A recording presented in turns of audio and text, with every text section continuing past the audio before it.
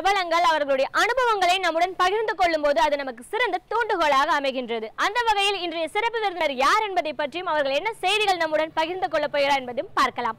நம் விடியலை வா நிகழ்ச்சியின் அடுத்த பகுதியாக வரவிருப்பது சிறப்பு விருந்தினர் பகுதி.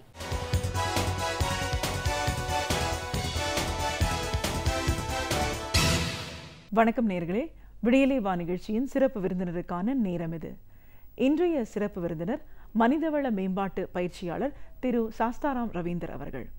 மனிதவள மேம்பாடு அப்படின்னு சொல்லும்போது இதில் நிறைய பிரிவுகள் இருக்கிறத பார்க்குறோம். இதற்கான பயிற்சினும் போது பல நிலைகளில் இருக்குது. குறிப்பிட்டு இன்னைக்கு இவங்களோட அமைப்பு மூலமாகவும் இவர் செய்கிற பணிகள் சிறந்த பேச்சாளர், பேச்சுன்னு வரும்போது பல நிலைகளில் பேச்சு இருக்குது. அது சரியான முறையில் எப்படி கையாளணும் அப்படிங்கிற ஒரு விஷயத்தையே மையமாக வச்சு நிறைய பயிற்சிகள் கொடுத்துட்ருக்காங்க. அந்த பயிற்சி எப்படி இருக்குன்னு இன்னைக்கு நாம் அவர்கிட்ட கேட்டு தெரிஞ்சுக்கலாம். வணக்கம் சார். வணக்கம். ஒரு மனிதவள மேம்பாட்டு பயிற்சியாளராக எங்கள் நிகழ்ச்சிக்கு உங்களை முதல்ல வரவேற்கிறோம் சார். மனிதவள மேம்பாடு அப்படின்னு நம்ம சொல்லும்போது ஹியூமன் ரிசோர்ஸஸ் நிறைய இருக்குது, பல நிலைகள் இருக்குது, பலவிதமான பயிற்சிகள் இதில் கொடுக்கப்படுறதை பார்க்குறோம். ஆனால் நீங்கள் ஒரு தன்னார்வ தொண்டு நிறுவனம், அதுவும் உலகளாவிய ஒரு நிறுவனம், அகில இந்திய அளவில் ஒரு அங்கீகாரம் பெற்ற நிறுவனம் அப்படின்னு சொல்லும்போது அது தொண்டு நிறுவனம் சொல்கிறதே இன்னும் ஒரு ஆரோக்கியமான சந்தோஷமான விஷயம். கண்டிப்பாக மேடம், கண்டிப்பாக. டோஸ்ட் மாஸ்டர் அப்படின்ற ஒரு அமைப்போட ஒரு தலைவராக இருக்கீங்க. பட் இந்த அமைப்பு அப்படிங்கிறதே என்னென்னு நிறைய பேருக்கு இன்னும் தெரியாமல் இருக்குது. பேசுறதுக்கு ஒரு பயிற்சி, அதற்கான ஒரு களம் அப்படிங்கிறது அவ்வளோ முக்கியமா அப்படின்னு ஒரு கேள்வியில் இருக்கிறவங்களும் பார்க்குறோம். பட் அதெல்லாம் தாண்டி இது எவ்வளோ தூரம் முக்கியம்னு உங்களோட அனுபவத்தில் நீங்கள் பார்த்தது நிறைய சொல்லியிருக்கீங்க. ஸோ இதை எல்லாமே இன்னைக்கு எங்கள் நேயர்களோட நீங்கள் முழுமையாக பகிர்ந்துக்கணும். கண்டிப்பாக மேடம். நம்ம இன்னைக்கு ஒரு படிக்கிற காலத்துலேருந்து அடுத்த நிலைக்கு போகும்போது வேலைன்னு வரும்போதே இந்த இன்டர்வியூன்ற ஒரு விஷயம் ரொம்ப பயன்படுத்துறதை பார்க்குறோம். சில பேர் ரொம்ப சாதாரணமாக அதை பண்ணிடுறாங்க. சில பேர் ரொம்ப திறமைசாலியாக இருந்தால் கூட அவங்களோட திறமையை வெளியில் அதை சொல்லிக்க தெரியாமல் அந்த கம்யூனிகேஷனில் அவங்களுக்கு சரிவர பண்ணாதனாலேயே நிறைய இழப்புகள் ஏற்படுறதையும் நம்ம பார்க்குறோம். ஸோ இப்போ அவங்களுக்கு எல்லாமே உண்மையில் உங்களோட பயிற்சி பயனுள்ளதாக இருக்கும்னு நினைக்கிறேன் நான். கண்டிப்பாக மேடம், கண்டிப்பாக. இப்போது இந்த பயிற்சி அப்படிங்கிறது என்ன? இப்போ இந்த அமைப்பு மூலமாக இப்படி ஒரு பயிற்சி எப்படி கொடுக்குறீங்க? எங்கேருந்து இது தொடங்குது சார்? அதாவது மேடம், இப்போது இந்த அமைப்பு பார்த்தீங்கன்னா சாப்டர்ஸில் தான் நாங்கள் இதை ஆப்ரேட் பண்ணுறோம். கிளப்ஸும்போம் இல்லை சாப்டர்ஸும்போம். இப்போ உலக ரீதியில் பார்த்தீங்கன்னா சுமார் 14,500 கிளப்ஸ் இருக்குது. ஸோ ஒரு கிளப்புமே 2 மணி நேரம் மீட் பண்ணுவாங்க. இந்த கிளப்பில் யார் வேணால் மெம்பர் ஆகலாம். 18 வயசுக்கு உட்பட்ட யார் வேணாலும் மெம்பர் ஆகலாம் அந்த கிளப்பில். இப்போ அவங்க கிளப்பில் மெம்பர் ஆகிட்டாங்க அப்படின்னா அவங்க சேர்ந்த உடனே அவங்க ஃபஸ்ட்டு பழகிற விஷயம் என்ன அப்படின்னா, திடீர்னு ஒரு 40 பேரை பார்த்துட்டு எப்படி பேசுறதுன்னு. ஒரு கெஸ்ட்டாக வர மெம்பர் பார்த்தீங்கன்னா ஒரு டாபிக் கொடுத்து முன்னாடி போய் பேசு அப்படின்னு சொன்னோடனே அவர் போய் அங்கே நின்ன உடனே தடுமாறுவார். அப்போ தான் அவருக்கு புரியும், ஐயோ பேசுறது இவ்வளோ கஷ்டமா அப்படின்னு. ஜென்ரலாக பார்த்தீங்கன்னா அவர் வாழ்க்கையில் நிறைய பேசி பழகிருப்பார். நிறைய இடத்துல அவர் லெக்சர் கொடுத்துருப்பாரு, இல்லை நண்பர்களோடலாம் பேசியிருப்பாங்க. ஆனால் புதுசாக ஒருத்தவங்க முன்னாடி போய் பேசணும் அப்படின்னா ஒரு பயம் வந்துடுது நம்மளுக்கு. இதுதான் ஃபஸ்ட்டு உணர்வாங்க கிளப்புக்குள்ளே வந்த உடனே. அப்புறம் பார்த்தீங்கன்னா இந்த 2 மணி நேரத்தில் வேறு செக்மெண்ட்ஸ் நடக்கும். ஃபஸ்ட்டு ப்ரிப்பேர்ட் ஸ்பீச்சுன்னு சொல்லுவோம். மெம்பர்ஸ் எல்லாம் ஏற்கனவே ப்ரிப்பேர் பண்ணி அதுக்கு மேனுவல்ஸ் இருக்குது, எப்படி பேசணும், என்னென்ன பேசணும், இந்த டாபிக் இவ்வளோ தான், இதுக்கு இவ்வளோ மணி நேரம் ப்ரிப்பேர் பண்ணணும், இத்தனை மணி நிமிஷத்தில் இதை பேசணும்னு சொல்லி ப்ரிப்பேர் பண்ணி கொண்டு பேசுவாங்க. அது ஃபஸ்ட்டு செக்மெண்ட் முடியும். இது செகண்ட் செக்மெண்ட் பார்த்தீங்கன்னா ஒரு டாப்பிக்கை திடீர்னு கூப்பிட்டு பேச சொல்லுவோம். அதில் தான் இந்த கெஸ்ட் யூஸ்வலாக பேசுவாங்க. 3வது செக்மெண்ட் பார்த்தீங்கன்னா ரொம்ப இன்ட்ரெஸ்டிங்கான செக்மெண்ட். நாங்கள் எவாலுவேஷன் சொல்லுவோம். ஜென்ரலாகவே நம்ம வாழ்க்கையில் எல்லாருக்கும் ஃபீட்பேக் தரோம். ஆனால் அந்த ஃபீட்பேக் நல்ல விஷயமா போய் சேர்றதில்ல. சில பேரை புண்படுத்திடுறோம் நம்ம சொல்கிற விஷயத்தினால. அதனால் பார்த்தீங்கன்னா இந்த ஃபீட்பேக் எப்படி ப்ரெசென்டபுளாக கொடுக்குறது, நம்மளோட தாட்ஸையும் கன்வே பண்ணிக்கிட்டு அவங்களுக்கும் மனசு நோக்காத அளவுக்கு இது எப்படி போய் சேர்றது அப்படின்னு பார்க்குற விஷயம் தான் இந்த எவாலுவேஷன்ஸ். இந்த 3 விஷயமே அவங்க நடந்த உடனே யூஸ்வலாக நான் பார்க்குறது என்னென்னா, அவங்களாம் நானும் இதில் சேர்றதுக்கு எனக்கு விருப்பம் இருக்குது, நான் என்ன பண்ணணும்னு கேட்டு தெரிஞ்சு மெம்பர் ஆகிக்கிறாங்க. மெம்பர் ஆகிறதுங்கிறது ரொம்ப ஈஸியான விஷயம். 6 மாதத்துக்கு ஒரு வாட்டி சுமார் 2000 ரூபாய் கட்டுவாங்க மெம்பர் ஆகிறதுக்கு. இவங்க மெம்பர் ஆகிட்டாங்கன்னா இவங்க டோஸ்ட் மாஸ்டர்ஸ் இன்டர்நேஷ்னலில் இருக்க சுமார் 14,000 கிளப்ஸ் எல்லாத்துலேயுமே இவங்க போய் பகிர்ந்துக்கலாம். ஸோ திடீர்னு இவங்க டெல்லி போகிறாங்க, இல்லை கல்கட்டா போகிறாங்க, இல்லை ஆஸ்திரேலியா போகிறாங்க அப்படின்னா அங்கே இருக்கிற ஒரு மீட்டிங்கில் போய் பேசலாம். நான் எப்பயுமே சொல்லுவேன், நம்ம திடீர்னு வண்டி ஓட்டுறதை நிறுத்திட்டோம் ஒரு 2 வருஷம், ஒரு நாள் வண்டியை திடீர்னு தொட்டோம்னா நம்மளுக்கே கொஞ்சம் நடுக்கம் இருக்கும். பேசுகிறதும் அப்படி தான். நம்ம அதை கண்டினியூஸாக பேசிக்கிட்டே இருந்தால் தான் அது நல்லபடியாக வரும்.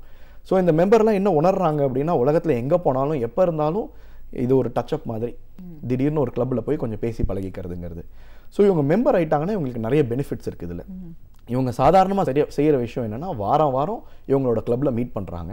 அங்கே இவங்க ப்ரிப்பேர் பண்ணி கொண்டு ஒரு ஸ்பீச் பேசுகிறாங்க. அங்கே லீடர்ஷிப் ரோல்ஸ் நிறைய இருக்குது. சின்னதாக நிறைய விஷயங்கள் கற்றுக்கலாம் அவங்க. அது இல்லாமல் ஒரு டாபிக் ஒன்று கொடுத்தாங்க அப்படின்னா உடனே அப்படி எப்படி யோசிச்சு அதில் பேசணும் அப்படிங்கிறதையும் கற்றுக்குறாங்க. இந்த மாதிரி சில விஷயங்கள்லாம் போக 6 மாதத்துக்கு ஒரு வாட்டி வந்து எக்ஸ்டர்னலாக ட்ரைனிங் ப்ரோக்ராம்ஸும் கண்டக்ட் பண்ணுறோம். எப்படி வந்து ஹியூமரஸாக பேசணும், எப்படி வந்து பெட்டராக ப்ரெசென்ட் பண்ணிக்கணும், இன்டர்வியூ ஸ்கில்ஸ் எப்படி டெவலப் பண்ணிக்கணும், இப்படியெல்லாம். இது எல்லாமே முழுமையாக பார்த்திங்கன்னா எங்கே வந்து சேருதுன்னா, ஒரு ஃபேமஸ் இங்கிலீஷ் கோட் இருக்குது, நம்மளோட பிரெயின் வந்து நம்ம பிறக்கும் போது ஆரம்பிக்குமா, ஒரு ஸ்டேஜில் ஒரு ஆடியன்ஸ் முன்னாடி கொண்டு போய் நிற்க வச்ச உடனே நின்று போயிடும் அப்படின்னு. ஸோ எல்லாருக்குமே இது ஒரு தயக்கம் இருக்குது பேசணும் அப்படின்னா. ஸோ இது எல்லாத்தையும் சேர்ந்து என்ன ஆகுது அப்படின்னா, அவங்க ரொம்ப கான்ஃபிடென்ட் ஆகிடுறாங்க. இப்போது புதுசாக ஒரு விஷயத்த செய்யணும், புதுசாக ஒருத்தங்களோட பழகணும், ஒரு ஆஃபீஸில் புதுசாக ஒரு விஷயத்தை வந்து செஞ்சு காட்டணும் அப்படின்னா இவங்களுக்கு அந்த பயம் போயிடுது. அதனால் அவங்க கான்ஃபிடென்ஸ் பெட்டராக வந்துடுது. ஸோ இப்போ பார்த்தீங்கன்னா மெம்பர்ஸ் நிறைய விஷயத்தில் பயன்படுறாங்க. எங்களோட இப்போ மேஜர் ஃபோக்கஸ் வந்து ஸ்டூடெண்ட்ஸில் தான் இருக்குது. ஏன்னா நான் பார்த்த வரைக்கும் நான் 19 வயசில் இருக்கும்போது இந்த ஆர்கனைசேஷனில் சேர்ந்துட்டேன். நான் சேரும்போது பார்த்தீங்கன்னா பாக்கி பேர் எல்லாருமே 30-40 வயசில் தான் இருந்தாங்க. நான் ரொம்ப சின்ன பையனாக போனேன்.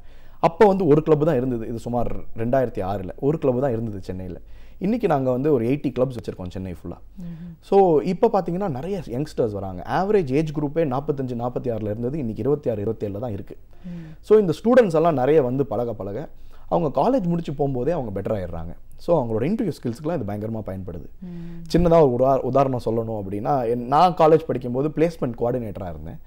1200 ஸ்டூடெண்ட்ஸ் எங்கள் காலேஜில் அந்த வருஷம் என்னோட சேர்ந்து.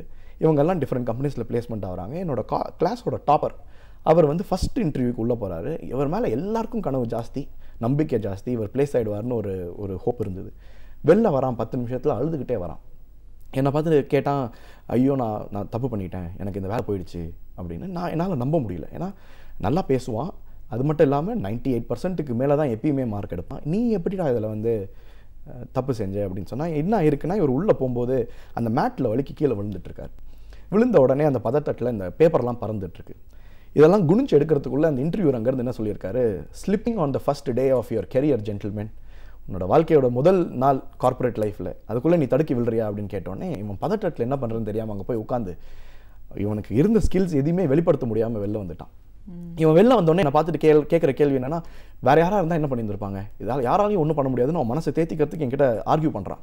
நான் சொன்னேன், தெரியலடா அப்படின்னு. நீ இருந்தால் என்ன பண்ணியிருந்திருப்ப அப்படின்னு கேட்குறான். நான் சொன்னேன், எனக்கு டெக்னிக்கல் ஸ்கில்ஸ் பத்தலன்னு தானே நான் இன்டர்வியூக்கு ஃபஸ்ட்டு போகாமல் ஒன்று அமைச்சிருக்காங்க, என்ன எதுக்கு கேட்குற இந்த கேள்வினா, இல்லை நீ சொல்லு, நீ தான் எல்லா இடத்துலையும் நல்லா பேசுறியே, நான் அப்போவே இந்த டோஸ்ட் மாஸ்டர்ஸ்லாம் இருக்கேன். அவர் சொல்கிறாரு, நீ தான் டோஸ்ட் மாஸ்டர்லாம் போறியே, நீ விழுந்திருந்தா என்ன பண்ணியிருந்திருப்பேன் அப்படின்னா, நான் சொன்னேன், திடீர்னு மனசில் தோணுது. நான் சொல்கிறேன், என்ன சொல்கிறேன் அப்படின்னா, ஒருவேளை நான் விழுந்திருந்தேன்னா, ஆமாம் சார் வலிக்கு விழுந்துட்டேன், ஆனால் கரெக்டான கம்பெனிக்குள்ளே தான் விழுந்திருக்கேன்னு நம்புகிறேன் அப்படின்னு சொல்லியிருப்பேன்னு சொன்னோன்னே என் மூஞ்சில் இருந்த ஒரு சிரிப்பே மாறிடுச்சு. அந்த அழுக போய் திடீர்னு ஒரு சிரிப்பு வந்து ஆச்சரியமாக என்னை பார்த்துட்டேன். சொன்னால், படித்தா பத்தாது இந்த காலத்தில் பேச தெரியணும் அப்படின்னு. இன்றைக்கி அதுதான் மேடம் உண்மை. இப்போ இங்கே தான் வந்து நிறைய பேர் வந்து இழக்கிறாங்க இல்லைங்களா. இப்போ அகாடமிக் படிச்சுட்டே இருக்கிறவங்களுக்கு வந்து அந்த புக் மட்டும்தான் உலகம், அதுலேருந்து அந்த மார்க் வாங்கணும், அது ஒன்று மட்டும்தான் எடுத்துக்கணும். அதை சுற்றி என்ன நடக்குது, டிஃப்ரெண்ட் லாஸ்ட் மூமெண்ட் ஸ்ட்ரெஸ் என்ன வரும்னு நம்மளுக்கு தெரியாது. ஆனால் அந்த நேரத்தில் சமாளிக்கிறதுக்கு தெரிஞ்சுக்கிறதுக்கு தான் ஒரு பயிற்சி. கண்டிப்பாக இப்போது இந்த மாதிரி கிளப்ஸ் பற்றிலாம் நிறைய சொன்னீங்க. இப்போது ஒரு வாரமும் பேசுகிறாங்க அப்படின்னு சொல்லும்போது, யார் வேணால் இப்போ மெம்பராக போகிறவங்க தான் அதில் பேச போகிறாங்களா, இல்லை இதை பேசுகிறத சொல்லிக் கொடுக்குறதுக்கே யாராவது வந்து ஸ்டேஜில் நம்மளுக்கு இதை சொல்ல போகிறாங்களா? திடீர்னு பேசலாம் வரலன்னு தானே ஒருத்தர் அதில் ட்ரெயின் ஆகணும்ன்ட்டு உள்ளே வராங்க. அப்போ எப்படி அவங்க முதல்ல போய் பேசிட முடியும்? இந்த கேள்வி நிறைய கேட்குறாங்க மேடம். அண்ட் இதை நான் இங்கே சொல்லணும்னு ரொம்ப விருப்பப்பட்ட ஒரு விஷயம்தான். டீச்சர் ஸ்டூடெண்ட்டுங்கிற என்விரான்மெண்ட்டே இங்கே கிடையாது. எல்லாருமே வந்து இன்னொருத்தவங்களை ஹெல்ப் பண்ணும், தன்னையும் உயர்த்துக்கணும்னு நினச்சி தான் வராங்க. நான் எப்பயுமே ஒரு உதாரணம் கொடுப்பேன். ஒரு ரூமில் வந்து நம்மளுக்கு தெரிஞ்சவங்க, நம்ம நல்லா வரணும்னு நினைக்கிறவங்க 20 பேரை போட்டிங்கன்னா, அவங்க எல்லாருக்கும் நம்ம மேலே ஒரு எண்ணம் இருக்கும், ஒரு பாசிட்டிவ் எண்ணம் இருக்கும். அந்த எண்ணத்தினால வந்து நம்ம உயர்றதுக்கான அங்கே ஒரு வேவ்ஸ் இருக்குது. இது பார்த்தீங்கன்னா 10%ன்னு வச்சுப்போம். இதே ரூமில் நம்மளோட தெரிஞ்சவங்க, நண்பர்கள் இல்லை ஃபேமிலியெல்லாம் எடுத்துகிட்டு இவரை மாதிரியே முன்னுக்கு வரணும், அதே மாதிரி கோல் இருக்கிறவங்க லைஃப்பில் ஒரு 20 பேரை போட்டிங்கன்னு வச்சுக்கோங்களேன், அங்கே இருக்கிற எனர்ஜி பார்த்தீங்கன்னா 10 times பெட்டர். ஏன்னு பார்த்தீங்கன்னா எல்லாருக்குமே அங்கே ஒரே குறிக்கோள் தான், நல்லா பேசணும் அப்படின்னா அங்கே இருக்கிறவங்க எல்லாருக்கும் நல்லா பேசணுங்கிற ஒரு குறிக்கோள் தான். நம்ம சுற்று வட்டாரத்தில் இருந்து நம்மளை என்கரேஜ் பண்ணுறவங்களோட மீறி நம்மளோட ஒரு காமன் கோல் இருக்கிறவங்க கிட்ட நீங்கள் கம்பேர் பண்ணி பார்த்தீங்கன்னா அங்கே தான் எனர்ஜி ஜாஸ்தி, மோட்டிவேஷனும் ஜாஸ்தி. ஸோ இந்த கிளப்பில் பார்த்தீங்கன்னா ஃபஸ்ட்டு ஈகோ கிடையாது, ஜட்ஜ்மெண்ட் கிடையாது, நான் நல்லா பேசுகிறேன் இவர் நல்லா பேசலை அப்படிங்கிற அந்த கம்பேரிசன் கிடையாது. எல்லாருமே தன்னை உயர்த்திக்கணும்னு வந்திருக்காங்க. எப்படி அப்படின்னா பாக்கி பேரோட ஹெல்ப்பால் தான் உயர்த்திக்க முடியும்னு தெரியும். ஸோ உள்ளே வரும்போதே பார்த்தீங்கன்னா அவங்கள ரொம்ப என்கரேஜ் பண்ணி அவங்கள பேச வச்சு, ஸோ நீங்கள் கேட்ட மாதிரி மெம்பர் ஆனதுக்கப்புறம் அவங்க எல்லாம் செக்மெண்ட்லேயும் பகிர்ந்துக்கலாம். ஆனால் அவங்க மெம்பர் ஆகிறதுக்கு முன்னாடி கெஸ்ட்டாக ஃபஸ்ட்டு மீட்டிங் வராங்க, இல்லை 2வது மீட்டிங் வராங்க, எத்தனை வாட்டி வேணால் கெஸ்ட்டாக வரலாம். அப்போ வந்து அந்த இம்ப்ராம்ப்டு ஸ்பீக்கிங்னு சொல்கிறோம் பாருங்கள், அதாவது டாபிக் கொடுத்த உடனே பேசுகிற அந்த செக்மெண்ட்டில் மட்டும் அவங்களுக்கு பேசுறதுக்கு வாய்ப்பு தரும். இது எதுக்குன்னா அப்போ தான் அவங்களுக்கு புரியும் இது எந்த அளவுக்கு பேசலாம், எந்த அளவுக்கு பேச முடியாது அப்படின்னு அவங்களோட பயத்தை தெரிஞ்சுக்கிறதுக்கு. ஸோ யூஸ்வலாக வர கெஸ்ட்டு நிறைய பேர் பார்த்தீங்கன்னா அந்த உடனே ஒரு டாபிக் கொடுத்து பேசுகிறாங்க பாருங்கள், அதில் வந்து அவங்க பார்ட்டிசிபேட் பண்ணுவாங்க. பட் மெம்பர் ஆனதுக்கப்புறம் தான் பாக்கி பெனிஃபிட்ஸ்லாம் அவங்களுக்கு வரும்.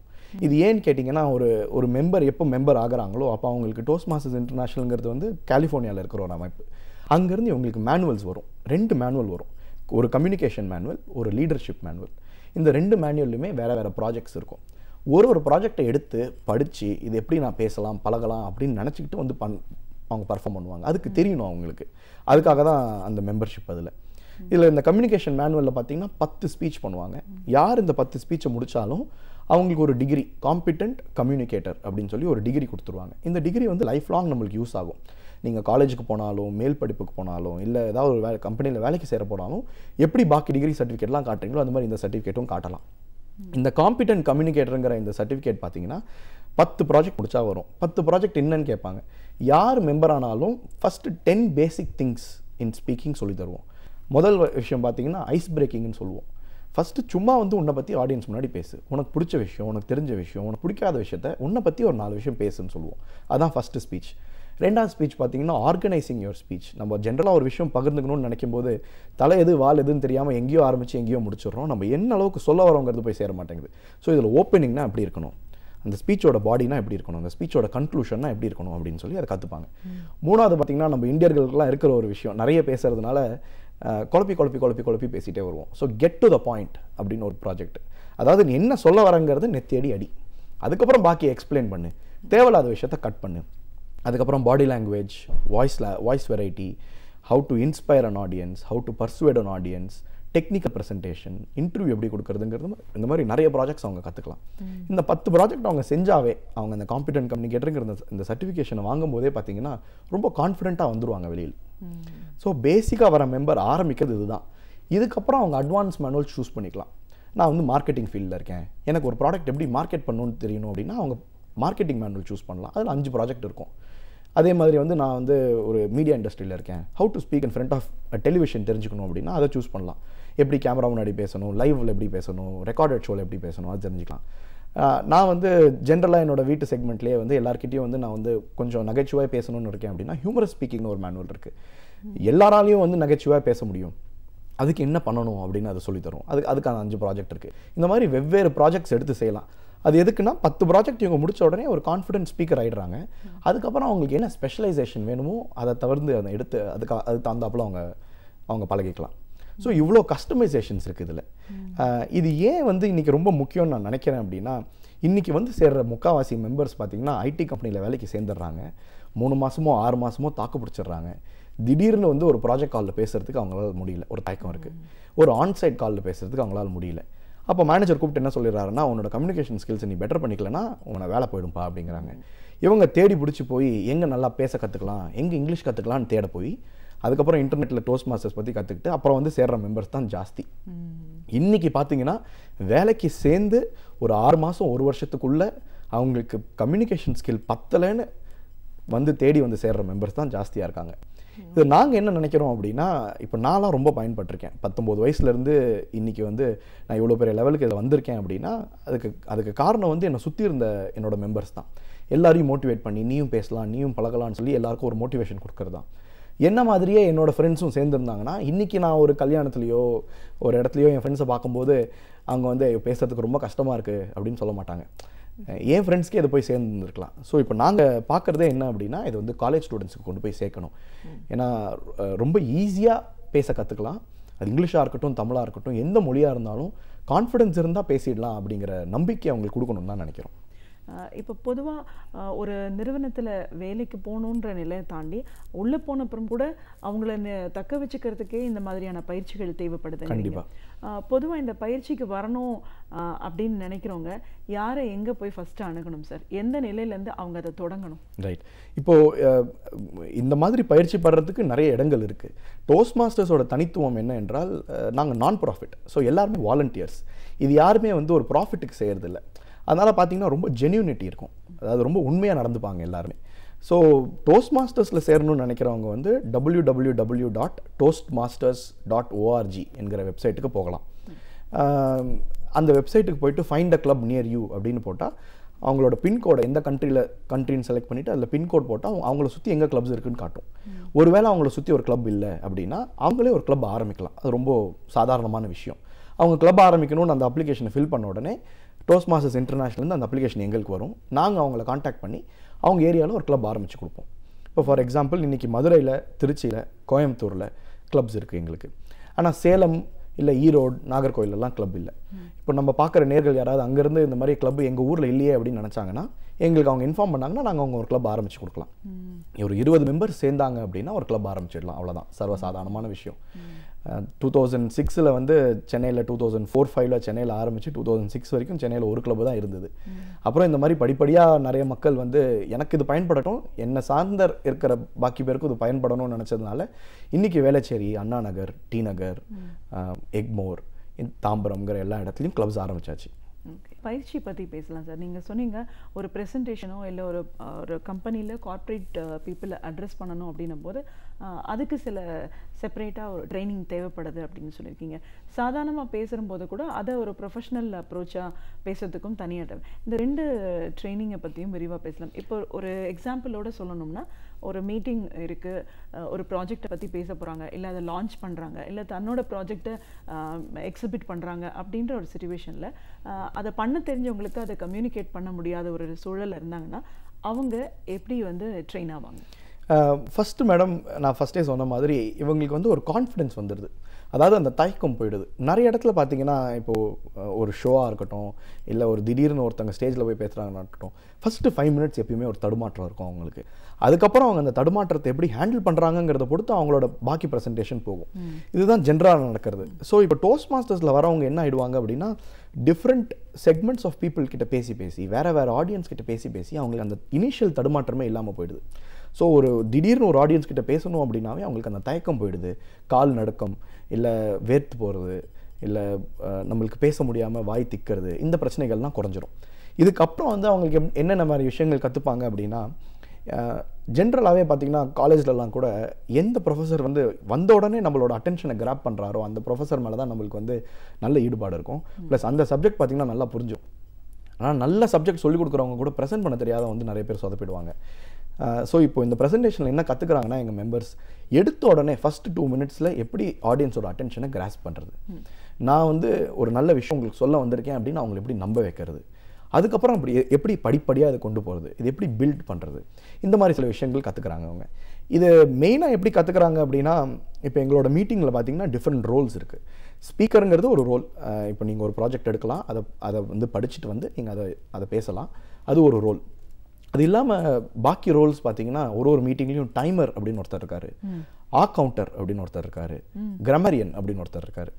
இந்த டைமரோட வேலை பார்த்தீங்கன்னா யாரெல்லாம் பேச வராங்களோ எவ்வளோ நேரம் பேசுகிறாங்கன்னு டைம் பண்ணி அவர் வந்து கார்டு காட்டிக்கிட்டே இருப்பார். இப்போ 4 to 6 மினிட்ஸ் ஸ்பீச் அப்படின்னா 4 நிமிஷம் வந்தோடனே ஒரு க்ரீன் கார்டு காட்டுவார். ஸோ அந்த ஸ்பீக்கருக்கு வந்து ஓகே நம்ம வந்து 4 நிமிஷம் பேசிட்டோம் அப்படின்னு தெரியும் அவருக்கு. 5 நிமிஷம் வந்தோடனே ஒரு எல்லோ கார்டு காட்டுவார். 6 நிமிஷம் வந்தோடனே ஒரு ரெட் கார்டு காட்டுவார். ஸோ இந்த மாதிரி பேசி என்ன ஆகும் அப்படின்னா ஒரு 4லேருந்து 6 நிமிஷம் ஸ்பீச்னா இவ்வளோ தான் பேசணும் அப்படின்னு சொல்லி நம்ம மைண்ட் ஃபார்ம் ஆகிக்கும். ஸோ அது ரொம்ப முக்கியமான விஷயம். இன்றைக்கி நம்ம ஒரு ப்ரெசன்டேஷனில் போகும்போது ரொம்ப கம்மியாக பேசிடுறோம், இல்லை ரொம்ப ஜாஸ்தியாக பேசிடுறோம். இது ரொம்ப ஹெல்ப்ஃபுல்லான விஷயம். இது பார்த்திங்கன்னா எந்த மெம்பர் வேணால் இந்த ரோல் எடுத்துக்கலாம். இந்த வாரம் நான் செய்கிறேன், அடுத்த வாரம் நீ செய் அப்படின்னு இது எல்லாரும் பகிர்ந்து செய்கிற விஷயந்தான். அடுத்த ரோல் பார்த்திங்கன்னா கிராமரியன் சொல்லுவோம். கிராமருங்கிறது வந்து ரொம்ப இம்பார்ட்டண்ட்டான விஷயம். அது இங்கிலீஷாக இருக்கட்டும், தமிழாக இருக்கட்டும், எங்கே எந்த வார்த்தைகளை யூஸ் பண்ணணும்னு தெரியாமல் பேசிடுறது. ஸோ இந்த கிராமரியன் என்ன பண்ணுவாருன்னா யாரெல்லாம் நல்ல வார்த்தைகள் யூஸ் பண்ணாங்களோ அதெல்லாம் நோட் பண்ணி வச்சுக்கிட்டு கடைசியாக அந்த ஸ்பீக்கர் பேர் சொல்லி இவங்க இந்த மாதிரி ஒரு நல்ல வார்த்தையை யூஸ் பண்ணாங்கன்னு சொல்லி எல்லாரையும் கிளாப் பண்ண வைப்பாங்க. அப்போ நம்மளுக்கு ஒரு கான்ஃபிடன்ஸ் பில்ட் ஆகுது, நம்மளும் நல்ல வார்த்தைகள் யூஸ் பண்ணணும் அப்படின்னு நம்மளுக்கு ஒரு மோட்டிவேஷன் வருது. இதே சமயத்தில் வந்து இவங்க தப்பாக ஒரு இடத்துல வந்து ஒரு வார்த்தையை யூஸ் பண்ணியிருந்தாங்க அப்படின்னா அவங்க பேர் சொல்ல மாட்டாங்க. அது ஒரு ரேண்டம் ஆர்டரில் இந்த வார்த்தை நான் கேள்விப்பட்டேன், அது இப்படி இருந்திருக்கலாம் அப்படின்னு சொல்லுவாங்க. அது யாருக்கு போய் சேரணுமோ அவங்களுக்கு சேர்ந்துருது. அவங்களுக்கு வந்து ஒரு தயக்கம் இல்லாமல் அது போய் சேர்ந்துருது. பாக்கி பேர் நம்மளை பார்த்து கிண்டல் பண்ணுவாங்களோ அப்படிங்கிற ஒரு தயக்கம் இல்லாமல் போய் சேர்ந்துருது. அதே மாதிரி பார்த்தீங்கன்னா எல்லா மீட்டிங்லுமே ஒரு வேர்ட் ஆஃப் த டே அப்படின்னு இருக்கும். இந்த வேர்ட் ஆஃப் த டே வந்து புதுசாக ஒரு வார்த்தையை வந்து சொல்லி தருவாங்க அந்த மீட்டிங்கில். இது வந்து ஒருத்தர் சூஸ் பண்ணுவார் இந்த வேர்டை, எல்லாரும் அந்த வேர்டை யூஸ் பண்ணுவாங்க. ஸோ யாரெல்லாம் ஸ்டேஜுக்கு போகிறாங்களோ இந்த வார்த்தையை யூஸ் பண்ணுங்க அப்படிம்பாங்க. இவங்க யூஸ் பண்ணாங்கன்னா எல்லா ஆடியன்ஸும் வந்து சின்னதாக ஒரு கிளாப் கொடுப்பாங்க அவங்க ஸ்பீச் போதே. ஸோ இவங்களுக்கு ஒரு மோட்டிவேஷன் வரும். இவர் கடைசியில் வந்து நீ இத்தனை வாட்டி word of the day use பண்ணேன், இத்தனை வாட்டி theme of the day use பண்ணேன் அப்படின்னு சொல்லிட்டு ஒரு பாயிண்ட் கொடுப்பார். இதில் எங்கே பயன்படுது அப்படின்னா, நம்ம ஜென்ரலாகவே வந்து நம்மளுக்கு பிடிச்ச வார்த்தைகளை தான் மீண்டும் மீண்டும் யூஸ் செஞ்சுக்கிட்டே இருக்கோம். இந்த வேர்ட் ஆஃப் த டே என்ன பண்ணிவிடும் அப்படின்னா, திடீர்னு நம்மள அறியாமல் ஒரு புது வார்த்தையை நம்ம யூஸ் பண்ணுவோம். அப்போ நம்ம யோசிச்சு பார்ப்போம், எங்கே இந்த வார்த்தையை நம்ம கற்றுக்கிட்டோம், நம்ம படிக்கவே இல்லை இந்த வார்த்தை எங்கே அப்படின்னு. பார்த்தீங்கன்னா ஏதோ ஒரு மீட்டிங்கில் கற்றுக்கிட்டு இருந்திருப்பீங்க. அது ஏன் வந்து இவ்வளோ எஃபெக்டிவாக இருக்குது அப்படின்னா, ஒரு வார்த்தையை நீங்கள் உங்கள் முன்னாடி எடுத்து வச்சு ஒரு 10 வாட்டி மனப்பாடம் பண்ணி ஒரு 4 இடத்துல பேசணும்னு நினச்சி பேசுகிறதோட, அந்த மீட்டிங்கில் பார்த்தீங்கன்னா ஒரு 30 பேர் வெவ்வேறு இடத்துல அந்த வார்த்தையை யூஸ் பண்ணியிருப்பாங்க. அது உங்களுக்கு வந்து உங்களோட சப்கான்ஷியஸ் மைண்டில் போய் உட்காந்துரும், உங்களை அறியாமல் அது வெளில வரும். ஸோ இப்போ நீங்கள் சொன்ன மாதிரி ஒரு ப்ரெசன்டேஷன் எல்லாம் வந்து அதுக்கு தகுந்தாப்பில் ஒரு வார்த்தையை யூஸ் பண்ணி பேசும்போது அது கரெக்டாக போய் ரீச் ஆகுது ஆடியன்ஸ் கிட்ட. கடைசியாக பார்த்தீங்கன்னா கவுண்டர்னு சொல்லுவோம். இவர் வந்து எல்லாருமே ரொம்ப வேர்ந்து பார்ப்பாங்க எங்கள் மீட்டிங்கில். எல்லாருமே இந்த ரோல் எடுத்து செய்வாங்க. இந்த ரோலோட யூஸ் என்ன அப்படின்னா, நம்மலாம் பேசும்போது யூனோ, ஸோ, அதாவது அப்படின்னு சொல்லி நம்மளுக்காக ஒரு வார்த்தை பேச முடியலன்னா அதுக்கு தகுந்தாப்புல வேறு ஏதாவது ஒரு வார்த்தையை அங்கே சேர்த்துப்போம். இல்லை நிறைய பேர் வந்து அதாவது நான் என்ன சொல்ல வரேன்னா அப்படின்னு சொல்லி இந்த நிறைய போடுவாங்க. இதுக்கு பேர் பார்த்தீங்கன்னா க்ரட்ச் வேர்டுன்னு சொல்லுவோம் இங்கிலீஷில். அதாவது நம்மளால் யோசிக்க முடியல, அதனால ஏதோ ஒரு வார்த்தையை அங்கே சேர்த்துடுறோம். இவரோட வேலை என்ன அப்படின்னா, இந்த மீட்டிங் ஃபுல்லாக யார் ஸ்டார்டிங்லேருந்து எண்டு வரைக்கும் யார் எத்தனை வாட்டி இந்த மாதிரி க்ரட்ச் வேர்ட்ஸ் யூஸ் பண்ணாங்க அப்படின்னு சொல்லுவாங்க. நான் ஒரு உதாரணத்துக்கு சொல்லணுன்னா, நான் இந்த இதில் கிளப்பில் போய் சேரும்போது 19 வயசு எனக்கு. நான் ஒரு நல்ல இங்கிலீஷ் ஸ்கூல்லேருந்து வந்தேன், அதனால் இங்கிலீஷ் நல்லா தெரியும் அப்படின்னு எனக்கு ஒரு எப்பயுமே ஒரு ஃபீலிங் இருந்திருக்கு. நான் பேசின உடனே வந்து உட்காந்தோடனே நினச்சேன் நிறைய பேசிட்டேன், நல்லா பேசிட்டேன். ஒரு மீட்டிங்லையும் best speaker, best table topic ஸ்பீக்கர்னு அவார்டு கொடுப்பாங்க. இந்த அவார்டு நம்ம தான் நீ ஜெயிக்க போகிறோம் அப்படின்னு நினச்சிட்டு வந்து நான் உட்காடுறேன். இந்த டைமர் ஃபஸ்ட்டு எந்திரிச்சு சொல்கிறாரு, நீங்கள் பேசினது 1 நிமிஷம் 30 செகண்டுன்னு. எனக்கு ஆச்சரியமாக இருக்குது, நான் நிறைய பேசின மாதிரி நினச்சேனே அப்படின்னு. எனக்கு அதான் ஃபஸ்ட்டு ஆச்சரியம். 2வது ஆச்சரியம் பார்த்தீங்கன்னா, இந்த கவுண்டர் இருந்துச்சு சொல்கிறாரு, நான் 46 வாட்டி சொல்லியிருக்கேன் அப்படின்னு. நான் அதை கணக்கு பார்த்தேன்னா 1 நிமிஷத்து 30 செகண்டில் வந்து 46 வாட்டி போட்டிருந்தேன் அப்படின்னா வேறு எதுவுமே நான் பேசியிருக்க மாட்டேன் இன்றைக்கி. இதுதான் ரொம்ப முக்கியமான ஒரு விஷயம். எவ்வளோ பெரிய இடத்துல நம்ம போய் பேச போனாலும் நம்மளுக்கு இந்த கான்ஃபிடன்ஸ் இல்லாட்டியும், இல்லை இந்த ஊலாம் போடுறத குறைச்சிக்கல அப்படின்னா, நம்ம எவ்வளோ நல்ல விஷயம் சொல்ல வந்தாலும் அது போய் சேர்றதில்ல. ஸோ இந்த ப்ரெசன்டேஷன் ஸ்கில்ஸில் ரொம்ப முக்கியமான லாஸ்ட் செக்மெண்ட் பார்த்தீங்கன்னா இந்த ஊலாம் குறைச்சிக்கிறது. அதேமாதிரி நிறைய பேர் வந்து யூனோ சொல்லிகிட்டே இருப்பாங்க. இவங்க ஆரம்பிக்கும் போது இந்த யூனோ சொல்லும்போது நம்மளுக்கு ஒன்றும் தெரியாது. கடைசியிலலாம் அந்த யூனோ தான் நம்ம மைண்டில் நிற்கும், அவங்க சொல்ல வந்த விஷயமே மறந்து போயிடும். இந்த மாதிரி நிறைய விஷயம் கற்றுக்குறாங்க அவங்க. இதெல்லாம் மீறி வந்து ஜென்ரலாகவே வந்து எப்படி இன்ட்ராக்டிவ் ஆக்குறது, ஆடியன்ஸ் ரெஸ்பாண்ட் பண்ணல அப்படின்னா அவங்கள எப்படி வந்து அந்த இடத்துல கேள்வி கேட்க வைக்கிறது, இல்லை சில இடத்துல வந்து எப்படி ஒரு ஹியூமரை கொண்டு வருது. ஸ்லைட்ஸை ரொம்ப பெருசாக வச்சுக்காம ஷார்ட்டாக வச்சுக்கிட்டா எப்படி இருக்கும், ரொம்ப கலர்ஃபுல்லாக வச்சுக்காம ஒரு 3 கலர் மட்டும் யூஸ் பண்ணால் எப்படி போய் சேரும், இந்த மாதிரி நிறைய விஷயங்களும் கற்றுக்குறாங்க. இவ்வளோ நல்ல விஷயங்கள் ஒருத்தர் வந்து இது அடிப்படையில் எங்கே தேவையாக இருக்குன்னா, இந்த ஸ்கூல் முடிச்சுட்டு காலேஜ் போகிற நிலையிலேயே இப்படி ஒரு பயிற்சிகள் அவங்களுக்கு கிடைச்சதுன்னா அதை முடித்து அடுத்த நிலைக்கு போகும்போது அவங்க முழுமையாக பயனாளியாக இருப்பாங்க, இது ட்ரெயின் ஆகிறதுலன்னு தோணுது.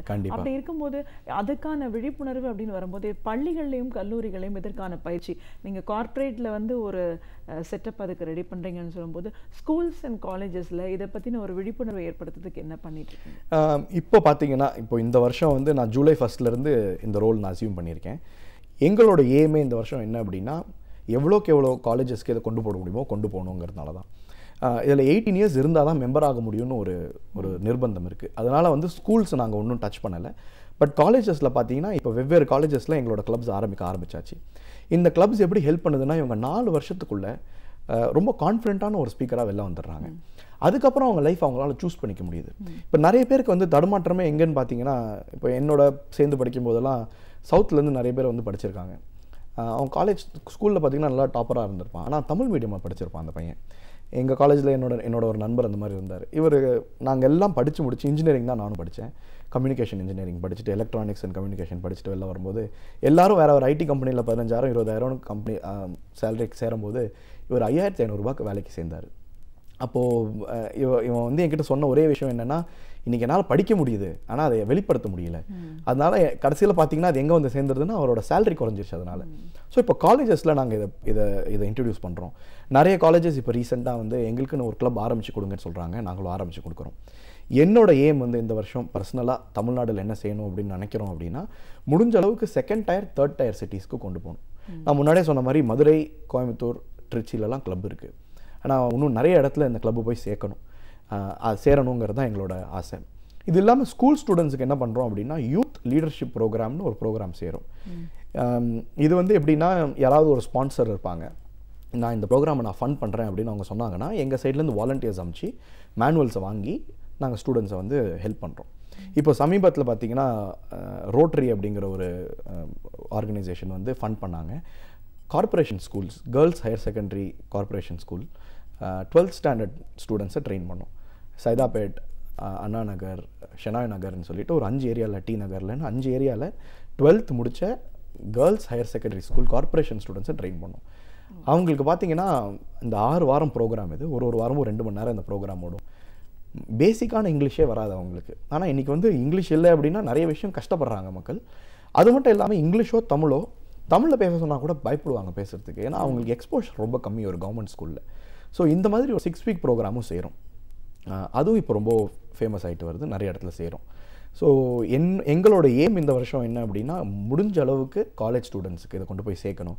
ஏன்னா இதோட பர்ஃபெக்ட் எக்ஸாம்பிள்னு கேட்டிங்கன்னா என்ன சொல்லலாம், 19 வயசில் நான் இதில் சேர்ந்ததில் இன்றைக்கி என் கூட படித்த எல்லா பசங்களோடையும் நான் கண்டிப்பாக வந்து இன்னும் கான்ஃபிடென்ட்டாக இருக்கேன், நல்ல நிலைமையில் இருக்கேன். எதாக இருந்தாலும் என்னால் பகிர்ந்துக்க முடியுது. ஒரு புது விஷயம் செய்யணும் அப்படின்னா ஒரு யோசனை இல்லாமல் அதை செய்ய முடியுது. அண்ட் இவ்வளோ இடத்துக்கு போக முடியுது, வேறு கண்ட்ரியில் போனாலும் என்னை ப்ரெசென்ட் பண்ணிக்க தெரியுது. என் கூட படித்த எத்தனையோ பசங்க கூட இன்றைக்கி சொல்லுவாங்க, படிச்சுட்டோம், வேலைக்கு சேர்ந்துட்டோம், ஆனால் இன்னும் கான்ஃபிடென்ட்டாக இருக்கோமா அப்படின்னா கிடையாது அப்படின்னு. அது போய் சேரணுங்கிறது தான் எங்களோட விருப்பம் இந்த வாட்டி. நிச்சயமாக சார். ஒரு மனிதவள மேம்பாட்டு பயிற்சியாளர் அப்படிங்கிற முறையில் நம்ம எத்தனையோ விஷயங்கள் பண்ணாலும் பேச்சு எவ்வளோ அவசியமானதாக இருக்குது. எந்த இடத்துல எந்த அளவுக்கு பேசணும், எப்படி பேசணும், சரியான வார்த்தைகளை நம்ம எவ்வளோ தூரம் கரெக்டாக உபயோகிக்கணும், அதற்கான ஒரு பயிற்சி அப்படிங்கிறதே ரொம்ப புதிய விஷயமா இருந்துச்சு. பட் அதுக்கான ஒரு கிளப், ஒரு அமைப்பு அப்படிங்கிறது உலகளாவே இருக்குது. அந்த அமைப்பில் போய் நம்ம சேரணும், சேர்ந்தால் அவங்களுக்கான பலன்கள் என்ன, அதையும் இது வந்து ஒரு தொண்டு மனப்பான்மையோட ஒரு NGO தன்னார்வ தொண்டு நிறுவனமாக இது செயல்பட்டு இருக்குன்றது இன்னும் சந்தோஷமான விஷயம். ஏன்னா நிறைய தெரிஞ்சவங்க கூட, தொழில்முறை கல்வி தெரிஞ்சவங்க, ஆனாலும் அது சரியான முறையில் எடுத்து சொல்ல தெரியாமல் தான் நம்ம கிராமப்புறத்து மாணவர்கள்லாம் நிறைய வாய்ப்புகளை இழக்கிறாங்க. ஸோ இப்படி ஒரு பயிற்சி இருக்குன்னு தெரிஞ்சால் அவங்க இதில் சேர்ந்தாங்கன்னா அவங்களோட எதிர்காலம் உண்மையிலேயே பிரகாசமாக இருக்கும். பேச்சோட முக்கியத்துவத்தையும் அது சரியான முறையில் கையாளுற பயிற்சியும் எங்களோட இன்னைக்கு நீங்கள் முழுமையாக பண்ணுறதுக்கு ரொம்ப நன்றி. நன்றி மேடம்.